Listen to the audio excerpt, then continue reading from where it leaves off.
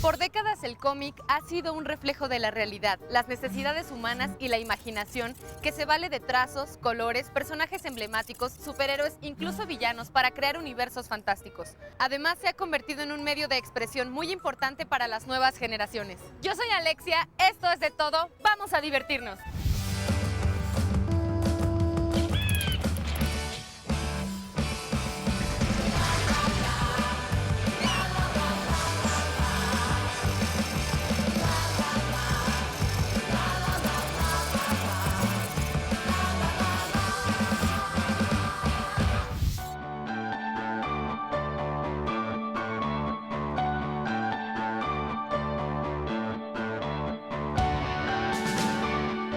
Estamos con Giram y Arturo.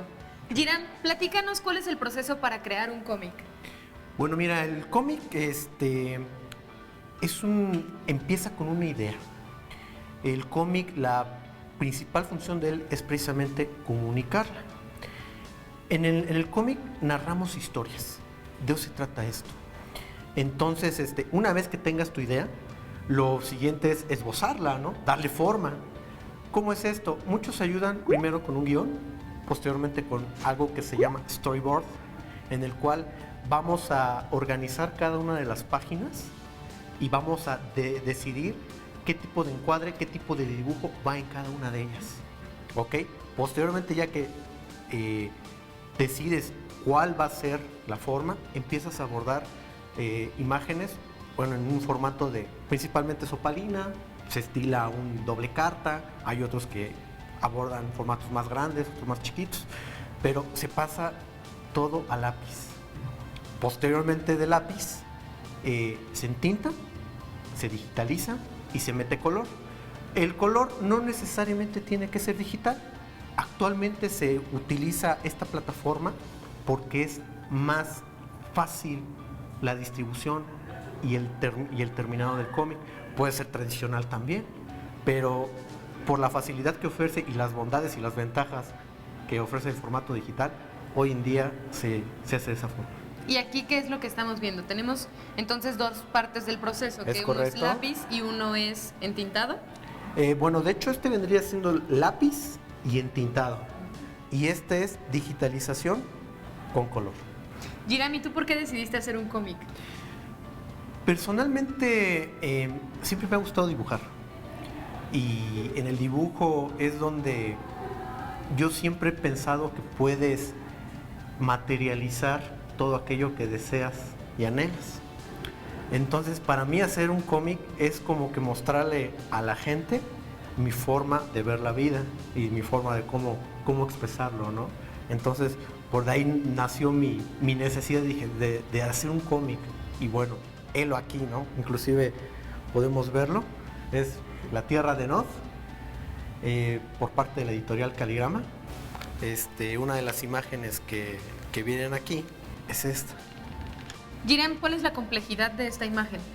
Bueno, mira, la complejidad de esta imagen radica en primero que tienes que contar parte de la historia. Bueno, en esta parte precisamente estamos viendo el clímax en cuanto a este personaje que se llama Tubal-Caín. Este personaje Tubal-Caín, estamos hablando de que es un vampiro muy poderoso, el cual tenía la intención de dominar a la humanidad. Y bueno, la complejidad de esta viñeta precisamente radica en que no fue lo que esperaba. Tubal-Caín pues se enfrenta contra la humanidad, y no quiero lanzar un spoiler, pero bueno, se ve claramente que pierde, ¿no? Entonces, la complejidad radica en que tú tienes que dibujar, tú como ilustrador, hacerlo de tal forma que realmente demuestres que él tenía una intención y que no pudo. En ese caso decidí hacer un atardecer, un ocaso para esta ocasión, porque yo siempre lo he visualizado como el fin de algo que tenía planeado. Y es por eso que, bueno, ¿cómo explicas que perdió? pues con su ejército contra el ejército de humanos y obviamente el ejército vampírico vapuleado por ellos, ¿no? Yo decidí que esta era la mejor manera de explicar que precisamente este personaje cae. Esta es la complejidad conceptual, podríamos llamarlo. ¿Es correcto? ¿Y la complejidad técnica de realizarlo? Bueno, técnicamente, amén del trabajo de color, es importante primero conocer anatomía, proporción y posteriormente escenarios. Hay algo que, bueno, manejamos el dibujo que se llama punto de fuga, en el cual nos ayuda mucho a darle la sensación de espacio al escenario. Todo eso lo tienes que aprender, te tienes que documentar. Primero es aprender a conocer cuerpo, proporciones, escenarios, texturas, sobre todo texturas para poder desarrollar los diferentes ambientes.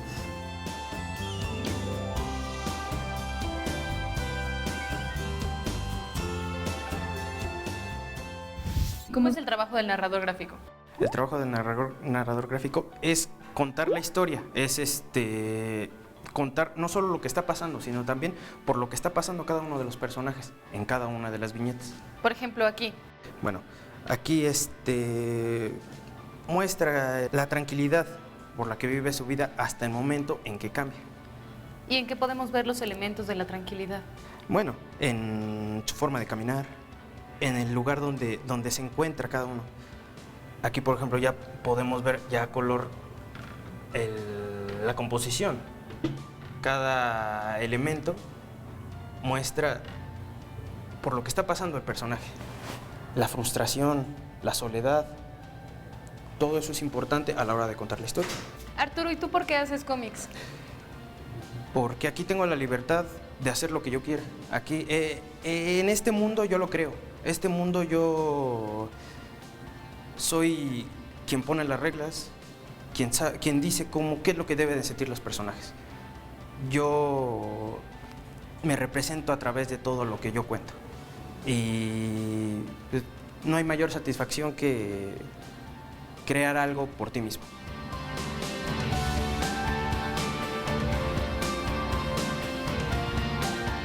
Estamos con Ángel para platicar sobre el cómic y el manga. ¿Es lo mismo, Ángel?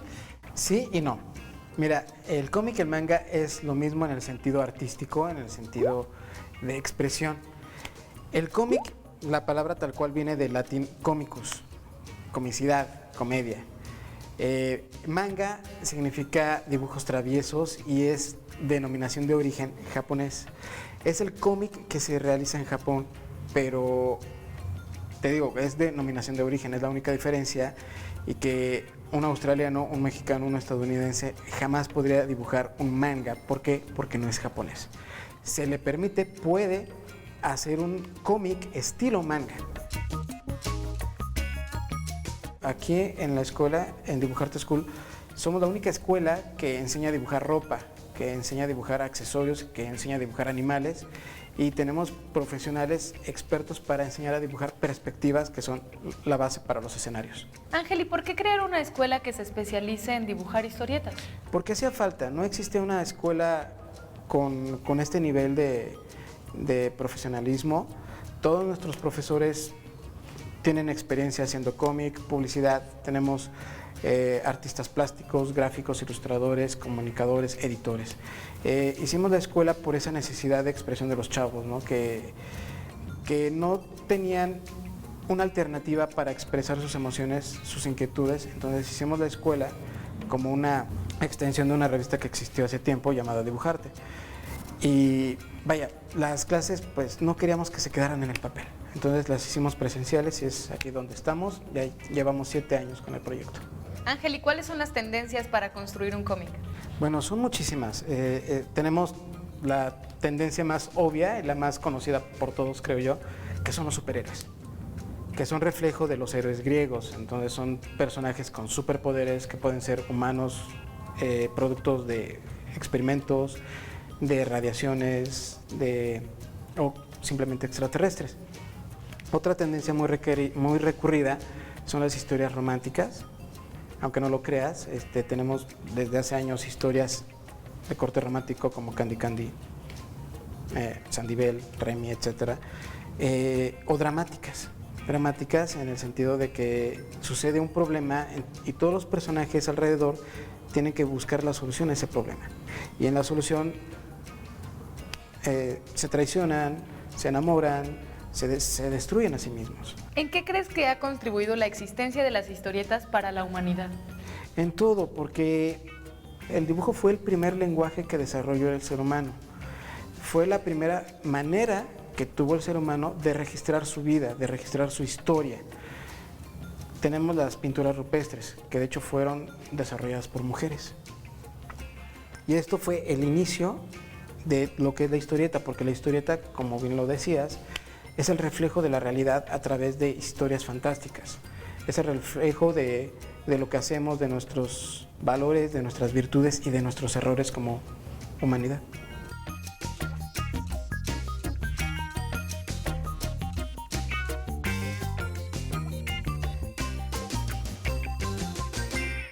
Me llamo Octavio y soy promotor de ventas de Editorial Camite. Editorial Camite tiene aproximadamente 2 años de estar en el mercado. Ha traído a México cómics como The Walking Dead, 28 días, Hellraiser. Empezó con eso, después sacó cosas más infantiles como Los Simpson y Fanboys vs Zombies. Su enfoque es un poco más hacia las editoriales independientes como Image y Dark Horse y empezó con cosas un poco obscuras, con cosas de zombies, de terror, pero ahora se ha diversificado más. Ahora tenemos cosas de ciencia ficción como es Saga o Black Science. A mí me encantan los cómics, tengo muy poco que empecé a meterme en el mundo de los cómics, pero son muy divertidos. He leído al menos todos los cómics de Editorial Camite y sí, me han encantado la mayoría. Hay una gran gama de cómics a elegir, entonces ahorita en el mercado hubo muchos años que solo se podía conseguir, no sé, cosas de superhéroes como de DC y Marvel, pero ahorita hay una gran cantidad de opciones, entonces creo que toda la gente puede ser friki. Un friki es una persona que colecciona todo tipo de cosas. Empezó siendo un término despectivo porque en inglés significa ser raro, pero en estos tiempos ya nadie lo considera como algo malo. Es una persona que colecciona, no sé, memorabilias de películas, de series de televisión, de cómics y todo ese tipo de cosas.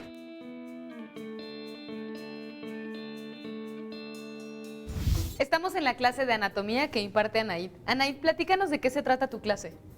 Pues mira, estamos en el módulo 2 de anatomía, donde vemos el cuerpo entero.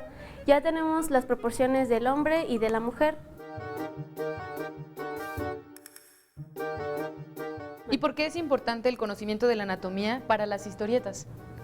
Pues para las historietas es muy importante porque tienes que repetir muchas veces la figura humana, sobre todo tienes tu personaje principal, digamos, y tienes que saber diferenciar de cada personaje. Eso es muy importante para que cada personaje tenga presencia, sepas cuál es, como digamos, el arquetipo del villano, el arquetipo del héroe.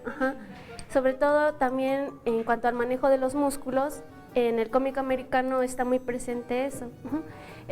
Digamos, en cómic tipo cartoon, tiene uno más la libertad de distorsionar la anatomía, pero aún así tiene uno que tener esa presencia del personaje, qué tanto se estira, digamos, la mano, qué tanto es tan corto el torso que cuando se agacha no se ve o si se ve. Todos esos pequeños detalles son los que importan en cuanto a la anatomía en el cómic. ¿Y cuál es el proceso para aprender esto que tú impartes en la clase? Pues nosotros manejamos primero lo que son las reglas básicas, que son las 8 cabezas para el hombre o 6 cabezas para la mujer. Entonces empezamos con lo realista, de ahí empezamos a ver lo que es adaptación a anatomía manga y adaptación a anatomía cómic, para que tengan esta variedad y puedan ellos sacar su estilo. ¿Cómo es la anatomía manga?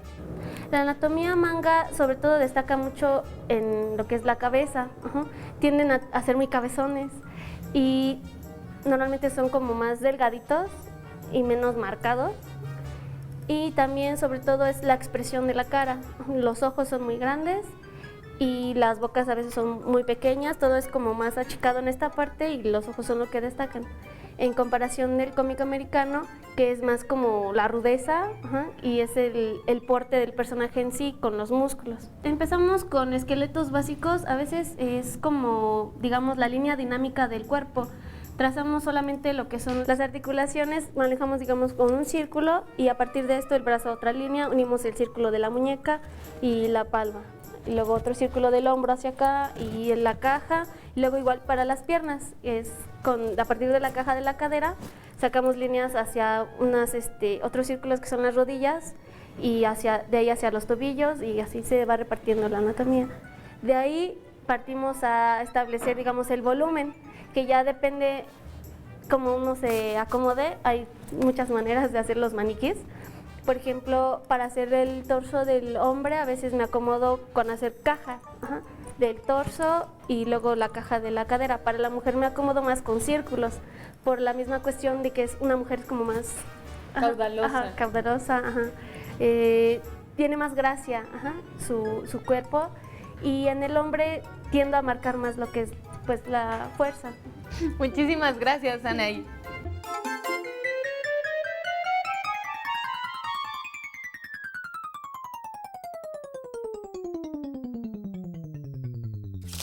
Mi nombre es Antonio Reyes, me conocen en estos rumbos como Anton.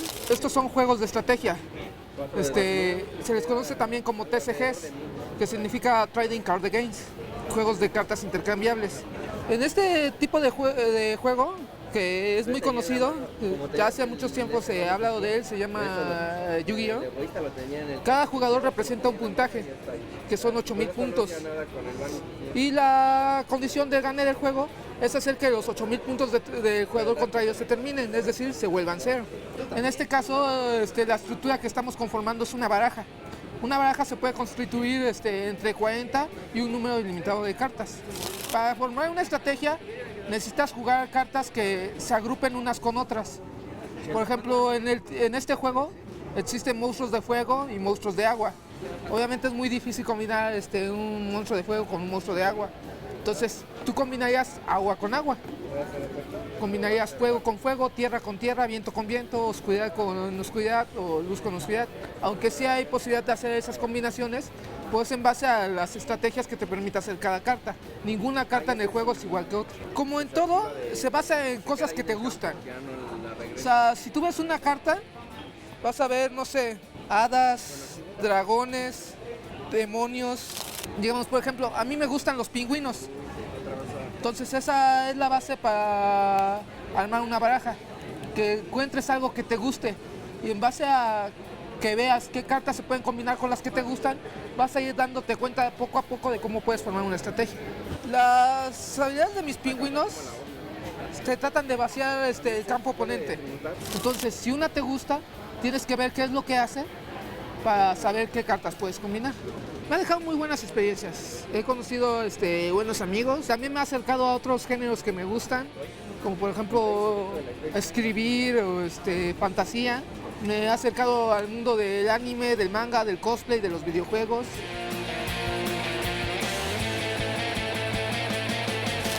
Ángel, ¿en qué consiste la clase de modelismo?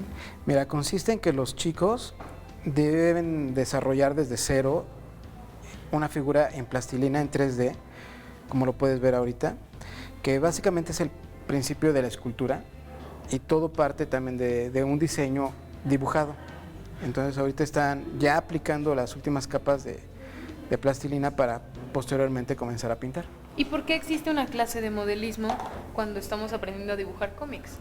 Bueno, el modelismo funciona muchísimo, para entender mucho mejor el volumen de la anatomía, el volumen de los objetos, en este caso de los cuerpos, y te permite entender mejor esa soltura, esos códigos estéticos a la hora de dibujar. Ángel, ¿y qué estamos viendo aquí? Bueno, mira, aquí Santiago lo que está haciendo es utilizar estas herramientas especiales para darle detalle a lo que es la prenda y al cuerpo de su personaje, que es un arlequín, es su personaje, que en esta versión pues tiene alas de ángel. ¿Todas las figuras tienen un alma de alambre? Sí, todas las figuras necesitan todo un cuerpo de alambre y cartón para darle soporte, equilibrio y volumen. No toda la figura está hecha de plastilina porque sería una figura demasiado pesada y endeble. Entonces necesitamos la estructura de alambre, que se hace utilizando alambre de estaño. Se tuerce, se le va dando forma de un esqueleto, básicamente. Se monta sobre una base de madera, ya sea atornillándola o clavándola para que quede bien fija. Se le va dando un recubrimiento de papel y cinta. Papel puede ser periódico, papel bond, papel estraza, craft, etc. El chiste es que tenga soporte y que sea ligero al mismo tiempo. Entonces ya después lo que estás viendo es una capa muy delgada de plastilina, pero lo suficientemente gruesa para que los chicos puedan moldear músculos, pliegues de ropa, venas incluso, todos esos detalles.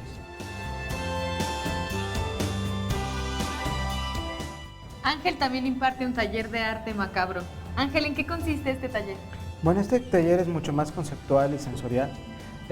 Aquí con los chicos vemos y analizamos películas de terror clásicas, personajes, íconos de este género, para que a través de las emociones que se experimenten ellos puedan desarrollar sus propios personajes e historias a través de diferentes técnicas como la cartonería o el dibujo. ¿Y por qué hacer un taller de arte macabro? ¿Por qué? Porque en estas generaciones los chicos están más arraigados, más enterados de lo que es el horror. Las películas de horror son más consumidas por los chicos, y de ahí que hicimos un taller para que ellos fueran capaces de desarrollar sus propias historias a través de los conceptos clásicos y de las nuevas leyendas urbanas. Ángel, ¿y esto qué tiene que ver con las historietas? Mucho, porque existen historietas desde hace años de este género de terror, y estas historietas también se llevan al cine o viceversa. Hay películas tan emblemáticas de terror, serie B, que se llevan posteriormente al cómic.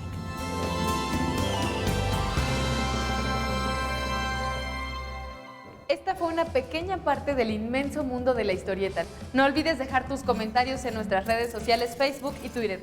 Y recuerda que si quieres volver a ver este capítulo o algún otro, los puedes encontrar en nuestro podcast en iTunes y en nuestro canal en YouTube. Yo soy Alexia y te espero la próxima para seguir descubriendo de todo.